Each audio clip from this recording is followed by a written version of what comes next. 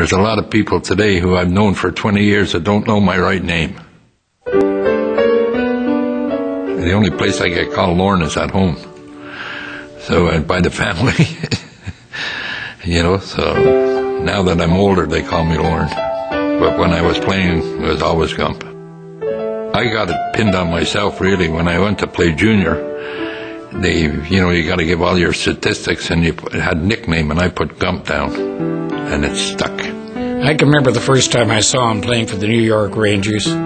He looked like a kid who had just sneaked over the fence and got into the game. He had tousled, closely cropped hair. The Ranger uniform flopped all over him. He flopped all over the ice. It was just incredible in what he was doing, but he still gave you the impression that he shouldn't be there. He just sneaked in.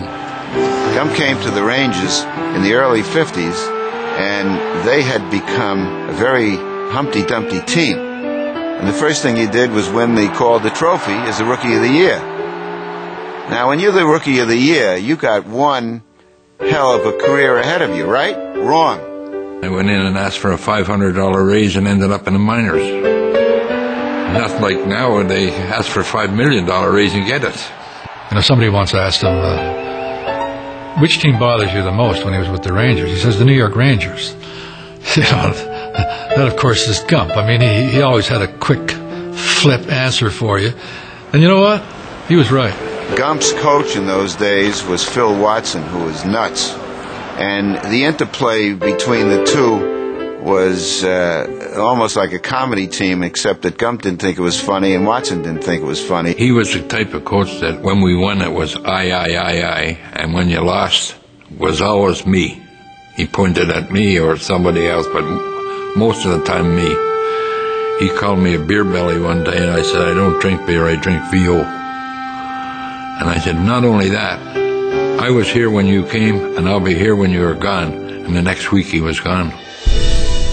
But it wouldn't be long before Gump himself would leave New York in a fortuitous trade to Montreal.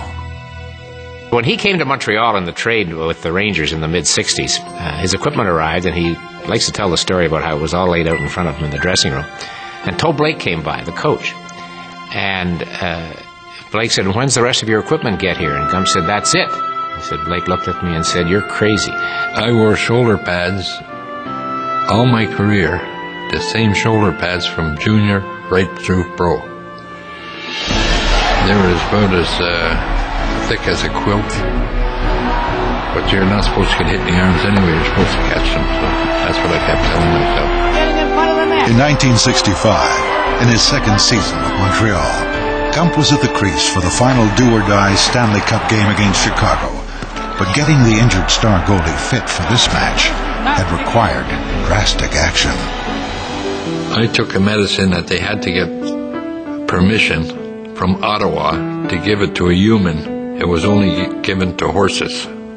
And my breath was so bad that I was in 10 feet of someone. They say, what the hang is that smell? But the potion had worked.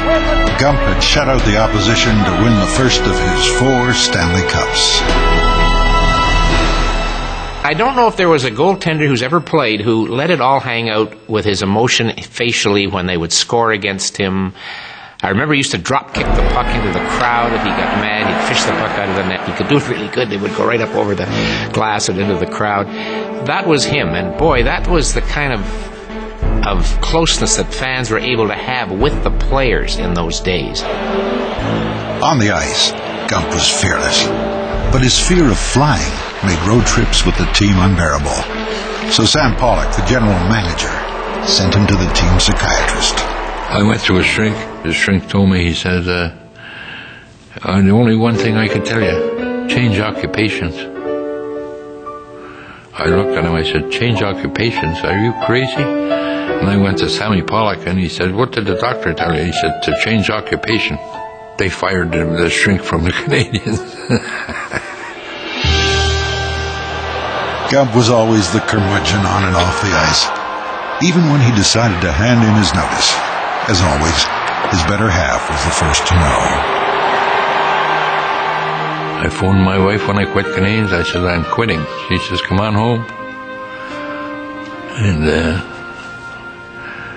I went up and I told Sammy Pollock. I went in his office and I said, Sammy, I don't want to play anymore. I'm quitting.